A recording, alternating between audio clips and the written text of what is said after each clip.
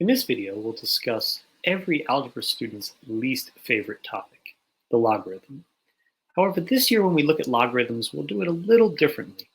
You'll be asked to prove every property of logs that you come across. And through writing these proofs, you'll come to understand these properties at a deeper level, and maybe, just maybe, start to enjoy logarithms a little bit more.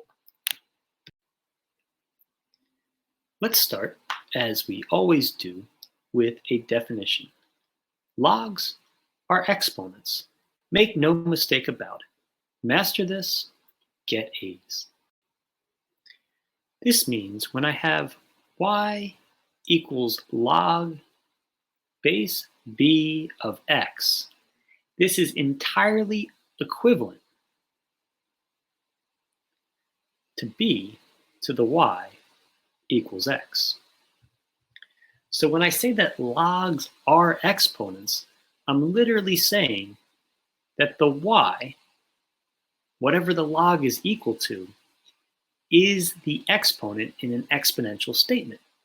This is very important to keep in mind in every problem that you do and every property that you learn, because it means that all of these logarithmic properties are just the consequence of some exponential properties that are usually much, much easier to understand. Let's start with a simple example. Simplify log base 4 of 2048. Remember that the log is an exponent. That means log base 4 of 2048 is equal to some number, and that number is the exponent in this exponential statement. 4 to the x equals 2048. Now we know that 4 is 2 squared, so the left-hand side could be rewritten as 2 to the second to the x, or 2 to the 2x. And we also know that 2048 is 2 to the 11th power. And thus, I can see that 2x is equal to 11, or x, the answer to my logarithmic problem, is 11 halves. Let's look at some properties of logarithms. Logarithms yearn to change products into sums to make life easy. That haiku references the product rule. The product rule for logs says that the log of a product is equal to the sum of the logs. One easy way to understand this rule is through a proof. Let's let m equal log base b of x and n equal log base b of y. Well, if m is equal to log base b of x, then that means that b to the m is equal to x. And likewise, I can write that b to the n is equal to y. And now I have two exponential statements instead of logarithmic statements. What happens when I multiply the left-hand sides and the right-hand sides of these equations? I'll get b to the m times b to the n. And since the left-hand sides both equal their right-hand counterparts, this should be equal to x times y. And now we know with exponentials that when you multiply like bases, you should add their exponents. This will be b to the m plus n power, and that's equal to xy. And thus, if I were to rewrite this exponential statement as a logarithm, it would say log base b of the product xy is equal to m plus n. And m plus n, if you remember, based on our definitions in the beginning, were log base b of x and log base b of y, respectively. And so what that means is this new product rule for logs, it's not all that new, you've heard it before, it's simply a consequence of the like bases rule for exponents. Let's see this rule in use. Here we're asked to simplify a complicated sum. Log base 10 of a half plus log base 10 of 2/3 plus log base 10 of 3/4, and so on, all the way up to log base 10 of 99 hundredths. Notice what happens when I simplify just the first two. Well, according to the product rule, this would give me log base 10 of 1/2 times 2/3. And I notice that 1/2 times 2/3 is just 1/3. That is to say, the 2's cancel out right here. And if I were then to go on and simplify that result with the next portion, now I'm going to get log base 10 of 1/3 plus log base 10 of 3/4, and that's going to be log base 10 of 1/3 times 3/4. Again, I'm going to see the 3's cancel out. It's going to continue to go along this way. In fact, I can simplify this whole process. We can rewrite this big giant sum as a big giant product. 1/2 times 2/3 times 3/4, dot, dot, dot, times 98 over 99 times 99 over 100, and just let all the cancellation take place, just like a telescoping sum, and see that this is just log base 10 of 1 over 100. So this problem simplifies to what power should I raise 10 to get 1 over 100?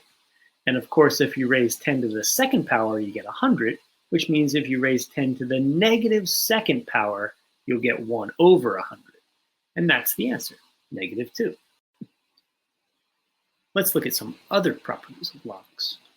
Quotients stand no chance. I'll crush you with subtraction, or so the log says. This haiku references the quotient.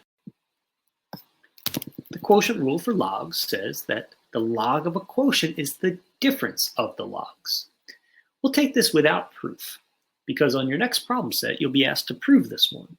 The proof goes very similarly to the product rule. Let's see it in use. Here we're asked to simplify the natural log of 1 over e. So I have a quotient, and I can rewrite this as the natural log of 1 minus the natural log of e. And this is actually very simple to evaluate at this point. The important thing to know is that the natural log is the base e log. So this is what I'm looking at. Log base e of 1 minus log base e of e. Log base e of 1, in fact, log base b of 1, any base you choose, will be equal to 0. Because when you raise any base to the 0 power, you get 1. So if the log has 1 as its argument, that means the log is equal to 0 since the log is the exponent. Meanwhile, the log base e of e is just 1 since e to the first power is equal to 1. And so our answer is -1. Those powers and roots, I will mop the floor with them. This is quite simple.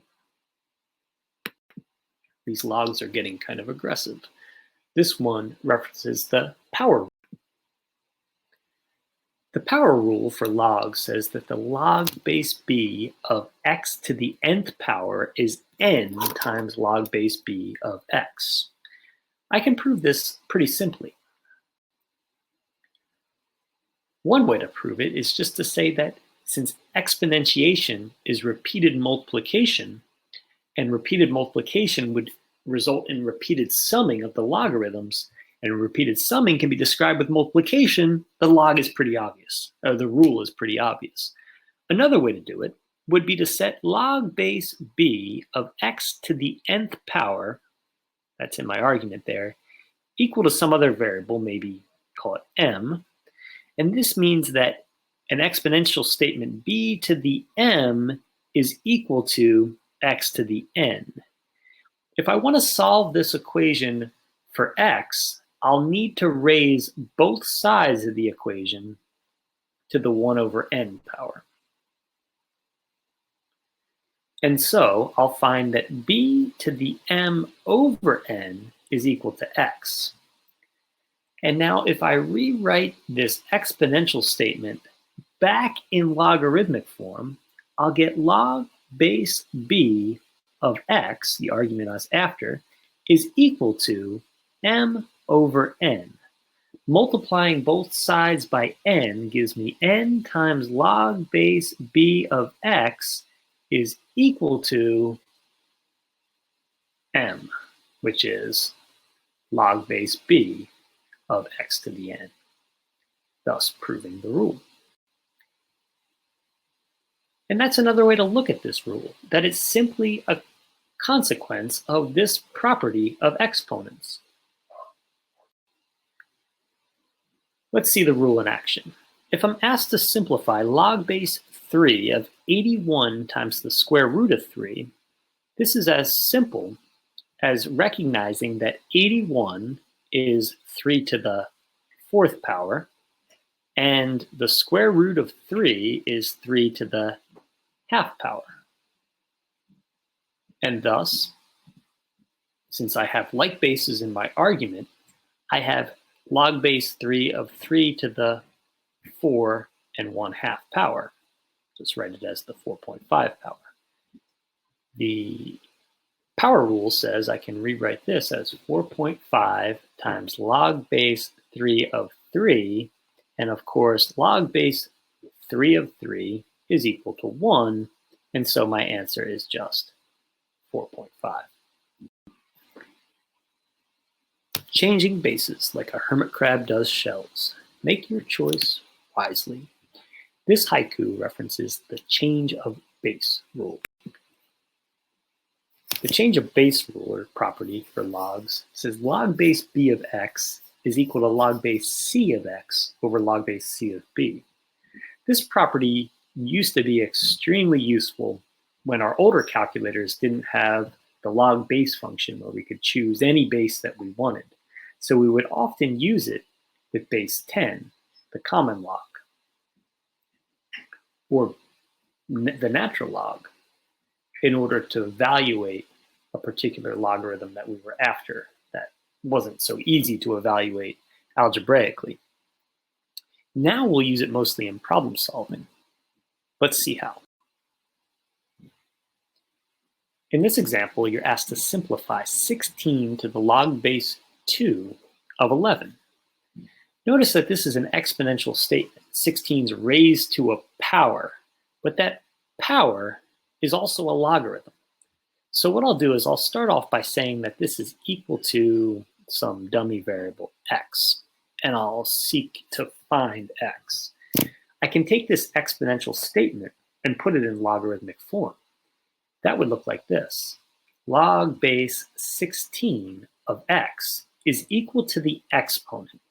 The exponent, of course, was log base 2 of 11. So I have log base 16 of x is equal to log base 2 of 11.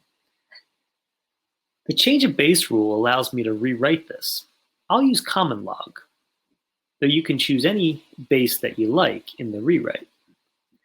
The reason I like common log is I don't have to bother writing the base. It allows you to write it a little more efficiently. Change of base rule tells me I have this proportionality. Log of x, the value I'm after, to log 16 is equal to log of 11 to log 2. Proportionalities can get written in a lot of different ways. If I prefer, I could write it this way. Log of x to log of 11 is equal to log of 16 to log of 2. I'm going to put this back using my change of base rule one more time. The left-hand side would look like log base 11 of x, and the right-hand side would look like log base 2 of 16. So there I'm just using the change of base rule in reverse. I'm getting rid of the base 10 and switching it to base b, where the b's are in the denominator there. And now, let's get this out of logarithmic form. 11, my base on the left-hand side, raised to this exponent is equal to x. Well, that seems in a lot of ways just as complicated as when I started. However, you'll note that log base 2 of 16 is just 4, because 2 to the 4th is equal to 16. And that means our value of x that we are after is just 11 to the 4th. And you'll remember that 11 to the 4th is 1, 4, 6, 4, 1. If you found this example pretty challenging, there'll be a nice additional property of logarithms that'll show you how you can do this even more efficiently. Of course, we'll have to prove that that property is true in order to fully understand it. Speaking of other properties seem mysterious at first. Prove them and practice. Here's a few that I find useful. The product of two log properties, log base b of a times log base a of c. If you have this situation, you can skip the middleman and just write log base b of c. The reciprocal property, log base b of a is the reciprocal of log base a of b. The composition property, a to the log b power is the same as b to the log a power. And lastly, the log with a power in its base. We know if there's a power on the argument, we can multiply by that power. That's our power rule.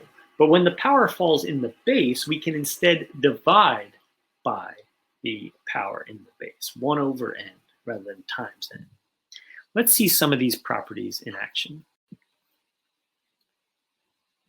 In this example, we're asked to simplify a rather complex looking logarithm. When you're tasked with doing something like this, it's best to take it slow.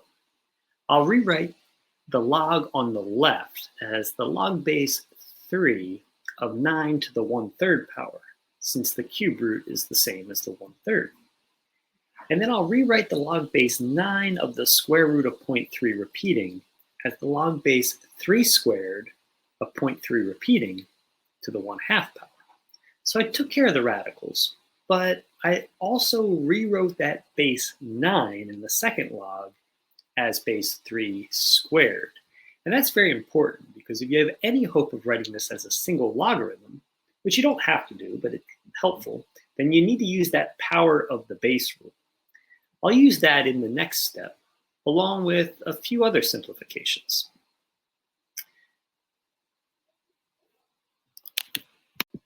So you'll see that 2 come out as a 1/2. The log on the left becomes the log base 3 of 3 times 3 to the 2/3 power. Since 9 is 3 squared and 3 squared to the 1/3 will be 3 to the 2/3. I can simplify it like that. The log on the right becomes 1/2 log base 3, after I use that power of the base rule, of 1/3 instead of 0.3 repeating to the 1/2 power. And so I'm getting there. This is getting a little simpler.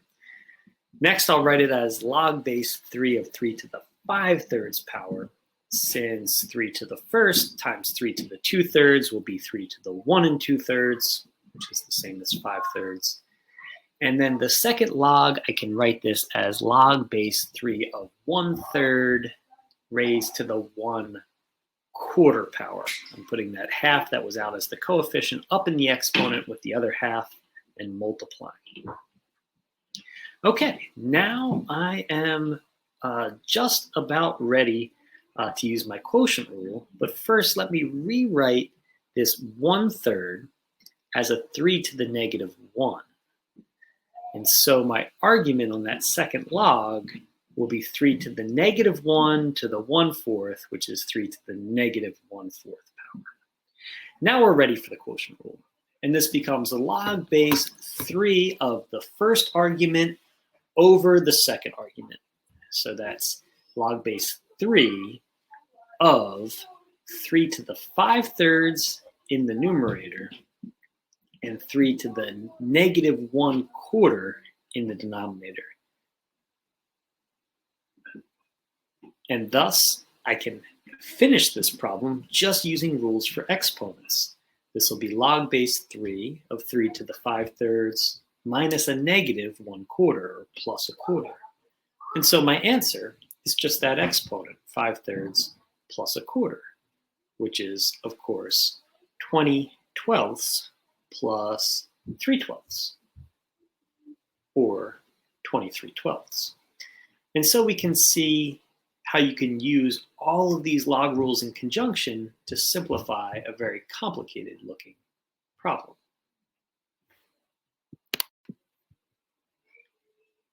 This next example is also rather complicated. There's not a whole lot I can do with log base 10 of 49, but I can try to simplify that expression in parentheses on the right. First, I'll take 2 log base 7 of 5 and rewrite it as log base 7 of 5 squared. 5 squared, of course, is 25. And then I'll add on, instead of 2/3 log base 7 of 8, I'll have log base 7 of 8 to the 2/3. This looks a little promising, so I'll keep trying to simplify. Log of 49 multiplied by log base 7 of 25, still not a whole lot I can do there, plus log base 7 of 8 to the 2/3. To simplify 8 to the 2/3, I can either square the 8 and cube root the result, which would give me 8 squared is 64, cube root would give me 4, or I could cube root the 8 and square the result, which would give me 2, and 2 squared would be 4. So either way, log base 7 of 4. In my next step, I'll use the product rule on the second set of parentheses. This will give me the log of 49 times the log base 7 of 25 by 4, which is 100. Now what I'll notice is that these logs, they don't agree with each other individually, but they kind of are mixed up. The log on the left is base 10, and the argument on the right is 100. The argument on the left is 49, and the base on the right is 7. This is an easy fix using the product of the logs rule. I'll rewrite log of 49 as 2 log 7. And 2 log 7, of course, is being multiplied by log base 7 of 100. I see that this is a job for the product of the logs rule because my argument here and my base here agree, and they can cancel out. And thus I'm left with 2 times log base 10 of 100. Since log base 10 of 100 is also 2, my final answer is 2 times 2, or 4.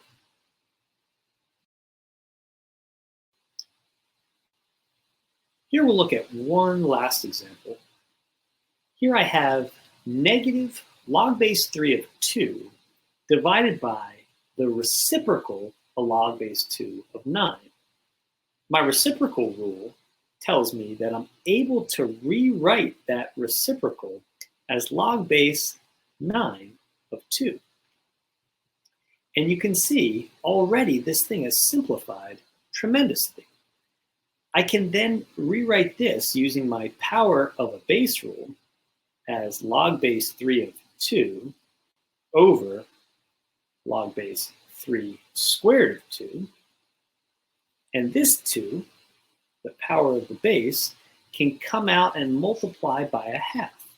And so I'll have negative log base 3 of 2 over 1/2 log base 3 of 2.